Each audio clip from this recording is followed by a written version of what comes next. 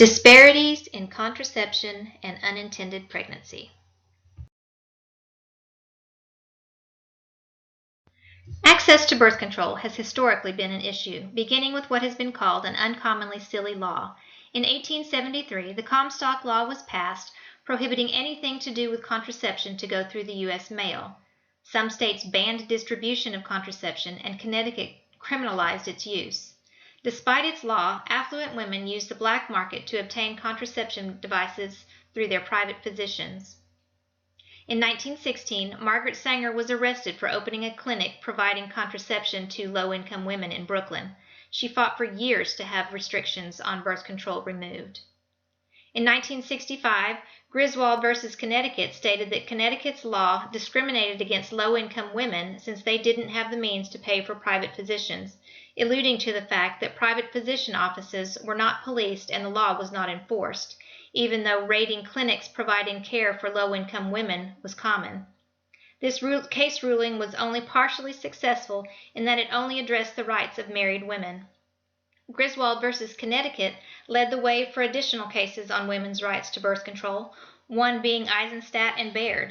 In 1972, this case said that the right to be free from unintended pregnancy should not be confined to married women alone, but should be given to all women.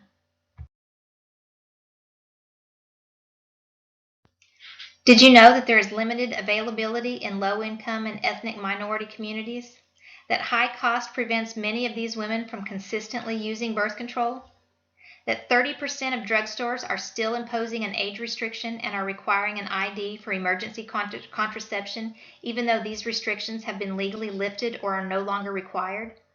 Many low-income and ethnic minority women do not have adequate knowledge on contraception.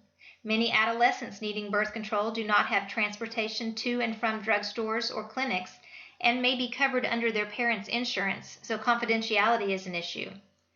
Many providers require initial and regular clinic visits and/or pelvic exams to prescribe birth control, which many cannot afford or are unable to attend.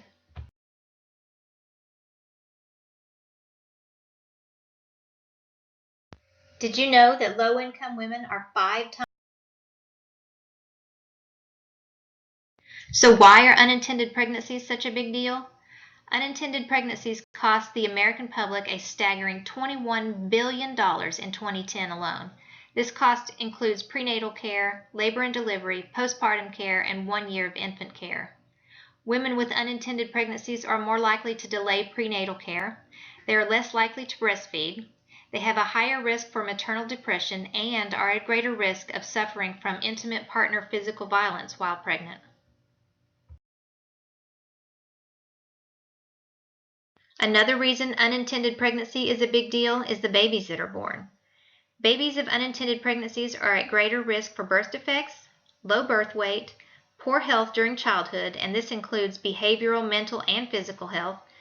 And children from unintended pregnancies are also at risk for achieving lower education levels than those of planned pregnancies. One more big deal with unintended pregnancy involves the adolescent girls. These girls receive almost twice as much federal assistance for almost twice as long. They earn almost $3,500 less per year than girls that don't get pregnant before the age of 20. These girls are less likely to graduate from high school, and if they don't graduate, they are less likely to get a GED before the age of 30. The problem isn't from one source alone.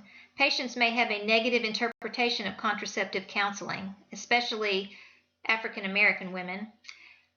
Lack of transportation, lack of education on contraceptive methods and effectiveness, and fear is often a factor in the non-use of contraception. The healthcare system and insurance laws hinder access with high costs and restrictions. Some providers stereotype and have biases with low-income and ethnic minority patients and may not counsel them equally. Some providers lack the knowledge and experience to provide the most effective contraceptive care. Now that we know the problem, how can we fix it? Providers can do their part by increasing their own knowledge and receive proper training on implanting long-acting reversible contraceptives, providing comprehensive care for teens, and ensuring them that their care is confidential. Providers must also ensure that every patient is educated properly.